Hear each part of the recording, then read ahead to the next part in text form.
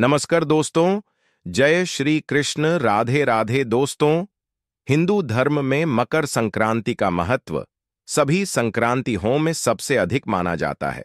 साल में कुल 12 संक्रांति यहाँ होती हैं। सूर्य किसी भी राशि में प्रवेश करते हैं तो उसे संक्रांति कहा जाता है। जब सूर्य मकर राशि में प्रवेश करते हैं तो इसे मकर संक्रांति कहा जाता है। मकर संक्रांति के दिन सूर्य देव की उपासना करने से बहुत ही ज्यादा शुभ फल प्राप्त होते हैं।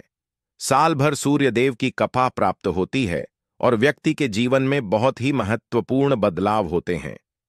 हर साल जनवरी के महीने में संक्रांति का त्योहार मनाया जाता है। इस वर्ष मकर संक्रांति का त्योहार 14 जनवरी मंगलवार के दिन मनाया जाएगा। शनिदेव मकर और कुंभ राशि के स्वामी हैं। इसी कारण से यह माना जाता है कि इस दिन सूर्य देव अपने पुत्र शनि से मिलने के लिए जाते हैं। इस पिता पुत्र के मिलन को मकर संक्रांति के त्योहार के नाम से मनाया जाता है। शनिदेव ने अपने पिता सूर्य देव के स्वागत में बहुत ही महत्वपूर्ण वस्तुओं का प्रयोग किया था। अगर आप भी मकर संक्रांति के दिन सूर्यदेव को यह वस्तुएं चढ़ाते हैं अथवा जल में यह चीजें डालकर सूर्यदेव को चढ़ाते हैं तो सूर्यदेव आपसे अत्यंत प्रसन्न हो जाएंगे और आपको सुख संपन्नता का आशीर्वाद प्रदान करेंगे। भगवान श्री कृष्ण कहते हैं, मकर संक्रांति के दिन सूर्यदेव को इन वस्तुओं के साथ अर्घ्य देने से दुख दरिद्रता समाप्त होती है और जीवन में सुख समृद्धि आती है। इस प्राचीन कथा के माध्यम से हम आपको बताते हैं कि मकर संक्रांति के दिन सूर्य को अर्घ्य देना कितना महत्वपूर्ण होता है और उसका क्या फल प्राप्त होता है। दोस्तों, एक बार नारद जी भगवान श्री कृष्ण के पास आते हैं और उनसे पूछने लगते हैं, हे प्रभु, मकर संक्रांति के दिन सूर्य को जल देने का क्या औचित्य है? सूर्य को जल क्यों दिया जाता है? सूर्य को जल देने के क्या फायदे हैं तथा सूर्य को जल देने की सर्वोत्तम विधि कौन सी है? तब भगवान श्री कृष्ण नारद जी से कहते हैं, हे देवर्षि, आपने समस्त मानव जाति के कल्याण हेतु उचित प्रश्न किया है। सूर्य देव की उपासना अत्यंत शुभ फलदायी है। प्रत्येक मनुष्य को सूर्य को जल अवश्य देना चाहिए। हे देवर्षि, मैं आपको एक अत्यंत पवित्र कथा सुनाता हूं जिससे आपकी द्विधा समाप्त हो जाएगी और आपको आपके सभी प्रश्नों के उत्तर भी मिल जाएंगे। जो भी इस कथा का श्रवण करता है उसे 100 वर्षों तक सूर्य को जल देने का फल प्राप्त होता है। इसीलिए आप इस कथा को ध्यान से पूरा जरूर सुने। दोस्तों, भगवान श्री कृष्ण ने सूर्यदेव की महिमा का वर्णन करने के लिए नारद जी को एक अत्यंत पवित्र कथा सुनाई है। इस कथा में सूर्य को जल देने की सही विधि और अत्यंत शक्तिशाली सूर्यदेव के मंत्र के बारे में बताया है। इसीलिए आप सभी इस कथा को ध्यान से पूरा अवश्य सुने। इस कथा को सुनने मात्र से ही आपको सूर्य को जल देने का फल प्राप्त होता है। तो चलिए शुरू करते हैं। भगवान श्री कृष्ण कहते हैं, हे देवर्षि, प्राचीन काल की बात है। दक्षिण देश में एक अत्यंत प्राचीन शोभायमान नगरी थी। उस नगरी में देव शर्मा नाम का ब्राह्मण अपनी पत्नी कलावती के साथ निवास करता था। देव शर्मा शास्त्र ज्ञान में पारंगत था, किंतु उसने अपने ज्ञान का कभी सदुपयोग नहीं किया। उसने उसके ज्ञान का उपयोग केवल धन कमाने के लिए किया। देव शर्मा ने अपने जीवन में कभी दान धर्म नहीं किया, कभी सूर्यदेव को अर्घ्य नहीं दिया। वह अत्यंत स्वार्थी और दंभी स्वभाव का था। फिर एक दिन वह वन से जा रहा था तो एक विषैले सर्प के काटने के कारण देव शर्मा की मृत्यु हो गई। मृत्यु के बाद देव शर्मा को यम के दूत यमलोक लेकर गए। वहां यमराज ने देव शर्मा के पाप और पुण्य का मूल्यांकन किया और देव शर्मा को नरक में डाल दिया। देव शर्मा अनेकों वर्षों तक नरक में सजा भुगतने लगा और फिर उसे प्रायश्चित करने के लिए फिर से मनुष्य जन्म की प्राप्ति हुई।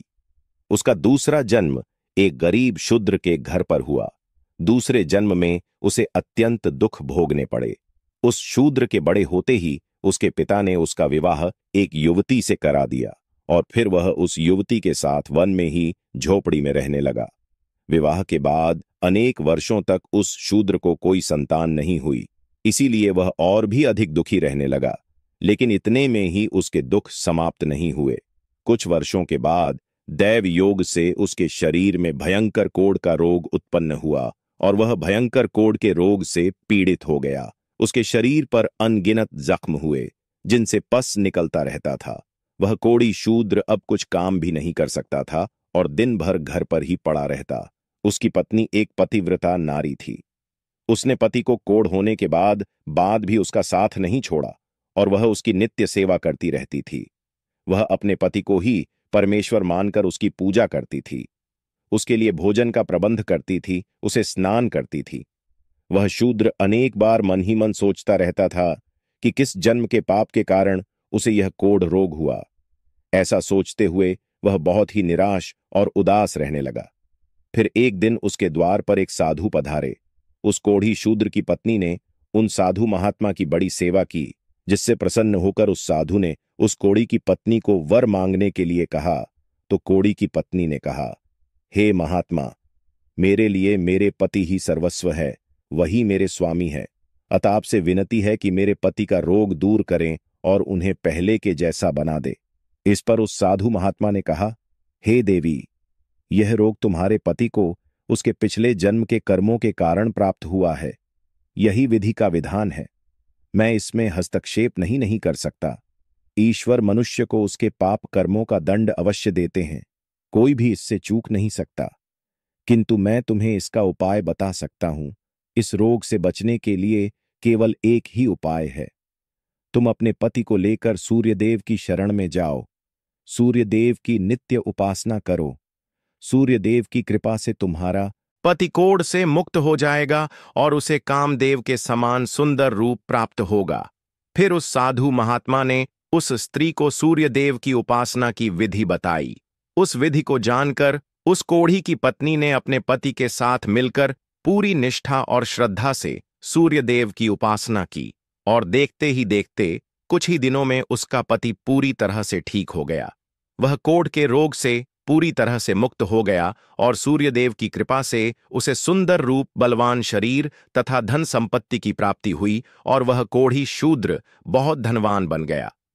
हे नारद, अब मैं तुम्हें सूर्यदेव को प्रसन्न करने की विधि और मंत्र के बारे में बताता हूं, जिसे करने से मनुष्य के सभी रोग नष्ट होते हैं। उसे उत्तम स्वास्थ्य और सुख समृद्धि की प्राप्ति होती है।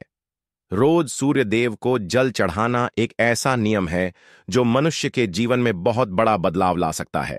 सूर्यदेव प्रकाश, सकारात्मकता, इंद्रिय संयम, ऊर्जा आदि के देवता है। सूर्यदेव को मात्र जल चढ़ाने से सभी संकट दूर हो सकते हैं। हर समस्या का समाधान सूर्य को जल अर्पण करने से ही प्राप्त हो सकता है। सूर्य देवता की उपासना करने से आत्मा की शुद्धि होती है और मनोबल बढ़ता है। सूर्योदय के समय सूर्य की किरणों से वातावरण पवित्र और सकारात्मक बन जाता है। यदि प्रतिदिन सुबह स्नान करके सूर्य देवता को मंत्रों का उच्चारण करते हुए जल चढ़ाते हैं तो इसके कई फायदे होंगे। कुंडली में अन्य ग्रहों की तरह ही सूर्य के शुभ या अशुभ स्थिति में होने से जीवन पर भी इसका शुभ या अशुभ प्रभाव पड़ता है। कुंडली में सूर्य यदि शुभ स्थिति में होता है तो समाज में भरपूर मान सम्मान, यश और प्रसिद्धि मिलती है। वहीं कुंडली में यदि सूर्य अशुभ स्थिति में हो तो इसके विपरीत परिणाम मिलते हैं। इसलिए कुंडली में यदि सूर्य की स्थिति मजबूत करनी है तो कुछ चीजें पानी में डालकर सूर्य देव को अर्घ देने से शुभ परिणाम प्राप्त होते हैं।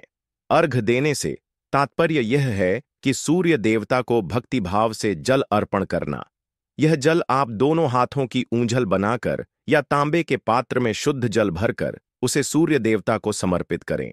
लेकिन ध्यान रहे कि यदि हाथों की ऊंझल बनाकर सूर्य देवता को अर्घ्य दे रहे हैं तो अपने हाथों की तर्जनी और अंगूठे को एक दूसरे से जोड़कर ना रखें, यानी कि एक दूसरे का स्पर्श ना होने दें। दोनों हाथों के अंगूठे को फैलाकर रखें। यदि हम तर्जनी और अंगूठे को जोड़कर रखते हैं तो यह राक्षसी मुद्रा बन जाती है और इस मुद्रा में सूर्य को अर्घ्य देना अशुभ माना जाता है। यदि आप पात्र में जल भरकर सूर्य देवता को अर्घ्य दे रहे हैं तो भी उस पात्र को दोनों हाथों के अंगूठे का स्पर्श न हो, इसका ध्यान रखें। अर्घ्य देते समय अपने दोनों हाथों को ऊपर उठाकर पात्र को पकड़े और सिर झुकाकर रखें। सूर्य देवता को अर्घ्य हमेशा सूर्योदय के समय देना चाहिए। उगते हुए सूर्य की उपासना करना हमेशा ही शुभ होता है। सूर्योदय के 2 घंटे बाद अर्घ्य देने का कोई भी औचित्य नहीं होता है। यदि किसी कारणवश आप सूर्योदय के समय अर्घ्य ना दे सके तो 3 बार अर्घ्य देने के बजाय 4 बार अर्घ्य दें और सूर्य देवता से क्षमा मांग लें। इससे दोष कम हो जाता है। सूर्य को जल तांबे के पात्र में ही देना चाहिए। तांबा को सूर्य देव की प्रिय धातु माना गया है। इसीलिए सूर्य को जल देने के लिए केवल तांबे से बने पात्र का ही प्रयोग करना चाहिए। अन्य धातुओं से बने पात्रों में सूर्य को अर्घ्य देने से कोई लाभ प्राप्त नहीं होता है। परमात्मा ने सूर्य को जगत में प्रकाश करने, संचालन करने, अपने तेज से शरीर में ज्योति प्रदान करने तथा जठराग्नि के रूप में आमाशय में अन्न को पचाने का कार्य सौंपा है। इसी कारण से तांबे के पात्र में रखे जल को पीने से व्यक्ति पेट से जुड़े रोगों से भी मुक्त हो जाता है। उस तांबे के पात्र में गंगा जल या पवित्र नदियों का जल भरे। यदि ऐसा संभव नहीं है तो शुद्ध जल का प्रयोग करें। मात्र जल से कभी भी अर्घ्य नहीं देना चाहिए। जल के पात्र में जल के साथ मुख्य रूप से कोई भी लाल फूल, लाल चंदन और अक्षत जरूर डालें। आप चाहे तो इस जल में थोड़ा सा घी, शहद, दूध या गुड़ इत्यादि भी मिला सकते हैं। खासकर मकर संक्रांति के दिन जल में तिल और गुड़ डालकर सूर्य देव को जल चढ़ाना चाहिए। शनिदेव तिल और गुड़ से ही सूर्य देव का स्वागत किया था। अगर आप भी सूर्य देव को इस प्रकार से अर्घ्य देंगे तो निश्चित है सूर्य देव आपकी मनोकामनाएं को पूर्ण करेंगे। सूर्य देव को अर्घ्य देने का सही समय तब होता है जब सूर्य लालिमा लिए हो, अर्थात जब प्रातःकाल में सूर्य लाल रंग का दिखाई दे तो उस समय अर्घ्य देना सर्वश्रेष्ठ फल देता है। मित्रों, यदि सूर्य को अर्घ्य देने का संकल्प लिया है तो यह संकल्प कभी नहीं तोड़ना चाहिए। जितने दिनों का भी संकल्प लिया हो उतने दिन सूर्य को अर्घ्य अवश्य देना चाहिए। यदि आप संकल्प को पूरा नहीं कर सकते तो ऐसा संकल्प नहीं करना चाहिए। इससे सूर्य देव रुष्ट हो जाते हैं। भगवान श्री कृष्ण ने सूर्य देव को जल देने का मंत्र बताया है, जिसका उच्चारण अवश्य ही करना चाहिए। वह मंत्र इस प्रकार है: ओम ख कोलका नमः। इसके अलावा ओम घृण सूर्याय नमः। इस मंत्र का जाप भी कर सकते हैं। इस मंत्र का उच्चारण करके सूर्य को जल देने से दरिद्रता का अंत होता है और व्यक्ति को सुख समृद्धि की प्राप्ति होती है। दोस्तों, सूर्य देव की महिमा अपरंपार है और प्रतिदिन ही हमें उनका आभार मानना चाहिए। परंतु शास्त्रों में मुख्य रूप से मकर संक्रांति के दिन का महत्व अधिक होता है। इसलिए अपनी कुंडली से सूर्य दोष को दूर करने के लिए मकर संक्रांति के दिन विशेष रूप से सूर्य देवता का उपवास रखना चाहिए और सूर्य से संबंधित वस्तुओं का दान करना चाहिए। सूर्य देव से संबंधित वस्तुएं हैं तांबा, गेहूं, गुड़, चंदन तथा पीले रंग के वस्त्र आदि। इन वस्तुओं का मकर संक्रांति के दिन दान करने से व्यक्ति के सभी दुखों का अंत होता है। यदि व्यक्ति बीमार है अथवा घर में सूतक है या अन्य कोई समस्या है जिसके कारण वह सूर्य देव को अर्घ्य नहीं दे पा रहे हैं, तो इसके लिए शास्त्रों में मानस पूजा का प्रावधान किया गया है, यानी कि मनुष्य अपने मन में ही सूर्य देव को अर्घ्य दे सकते हैं। सूर्योदय पूर्व दिशा से होता है और यदि किसी कारणवश सूर्य देवता दिखाई नहीं दे रहे हैं तो आप उनका मन ही मन स्मरण करके पूर्व दिशा की ओर मुख करके उन्हें अर्घ्य दे सकते हैं। लेकिन कभी भी सूर्य को अर्घ्य देने का संकल्प ना छोड़े। तो दोस्तों, इस प्रकार से आप भी सूर्य देव को अर्घ्य देकर सूर्य देव की कृपा प्राप्त करें। आपको यह कथा कैसी लगी कमेंट करके जरूर बताएं। जानकारी अच्छी लगी तो वीडियो को लाइक जरूर करें। कमेंट में जय सूर्यदेव और जय श्री कृष्ण जरूर लिखें। साथ ही चैनल को सब्सक्राइब करें। आप सभी का